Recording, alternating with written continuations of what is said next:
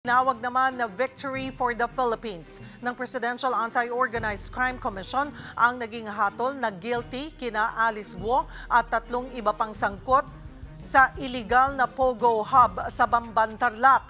Kaugnay niyan makakausap natin si Ginoong Winston John Casio, ang Deputy Head for Administration ng Presidential Anti-Organized Crime Commission o PAOC. Magandang tanghali po sa inyo, Sir Winston. Salamat po sa oras. Magandang tanghali, Cheryl, at magandang tanghali sa mga tagapanood at tagapakinig ng iyong programa. Sir, ano po ang inyong unang reaksyon nang mabalitaan nyo ito nga pong hatol na reklusyon perpetua laban kay Alice Guo? Siyempre po, ito ay kinatutuwa namin, hindi lamang ng PAOK, kundi ng buong gobyerno po.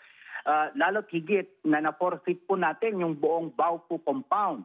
This is a major victory not only for the country in as much as mapapakulong natin lahat yung mga lambastos ng mga banyaga sa bayan natin with regards to sa operations nila ng mga Pogo. But more importantly, atin na po yung 6 na bilyong halaga ng compound doon sa Bamban, Tarlac.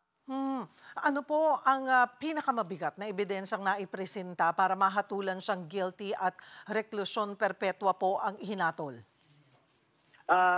Bagamat meron tayo nakuhang mga documentary evidence doon sa Bamban, kabilang na dyan yung mga bills, electric bills, yung Tarelco bill at saka yung iba't iba pang mga dokumento nag-uugnay kay Alice Guo.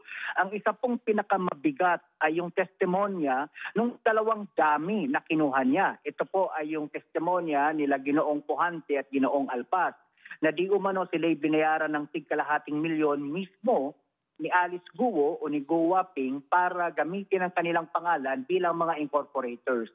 Yun po yung pinakadaming na evidence, yung testimonial evidence ng 2 ginoong nabanggit. Ito po ay desisyon ng RTC. Pwede pa po nilang i-apila, ano, sir? Opo, pwede pa po nilang i-apilan. And I would imagine, ina-expect po natin na kanilang i-apila po yan sa mas mataas na hukuman.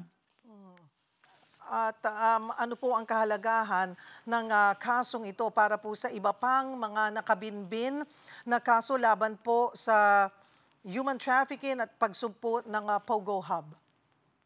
Well, this is a major victory once and for all, no? But more than that, we have to bear in mind that Alice Guo faces 53 other criminal charges before different courts in the country. So ito ang isa sa pinaka-major win kasi this is the primary case, yung qualified trafficking in persons. The rest, we have several counts of money laundering that hopefully would be able to win and we will be able to forfeit yung other bank accounts niyan, other properties na nakapangalan sa kanya.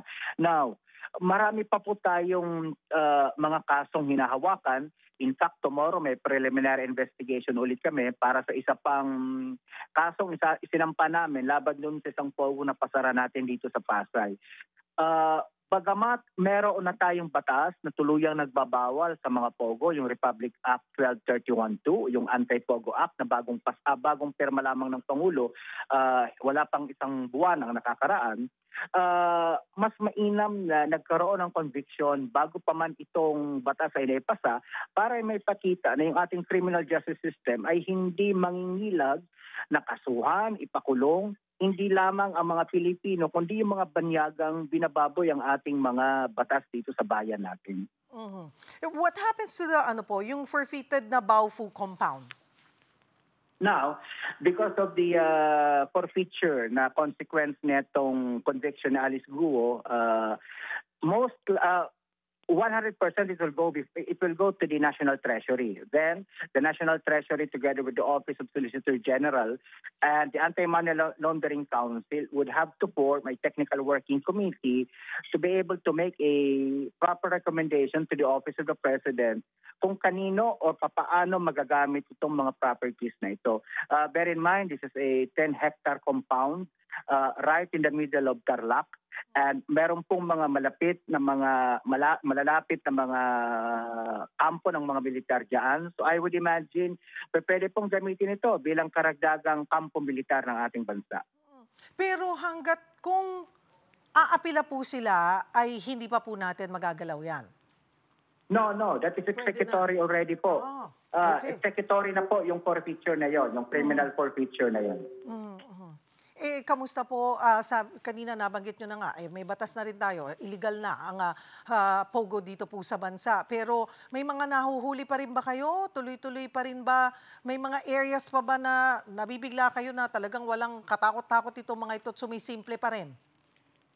Meron pa ho. In fact, nagkaroon tayo ng pakikipagpulong kahapon sa Department of Justice sapagkat meron tayong nakikita pang ilang mga hindi lamang maliliit, kundi sa palagay namin, mga pogo na nagkukuble doon sa mga legal na mga pamamaraan. So the usual, nung kasagsagan ng pogo, criminal activities were hiding behind the veneer of legality, di ba, during the height of the pogo. And we're seeing the same thing again now. They've got proper government permits and so on, but looking at the activities being conducted by their personnel, we have good reason to believe, we have probable cause to believe that they're not just doing gambling, but they're doing offshore gaming. So tinitingnan po natin kung paano natin mapapasarap ang mga ito. Marami pong salamat sa inyong oras, PAOK Deputy Head for Administration, Winston John Casio.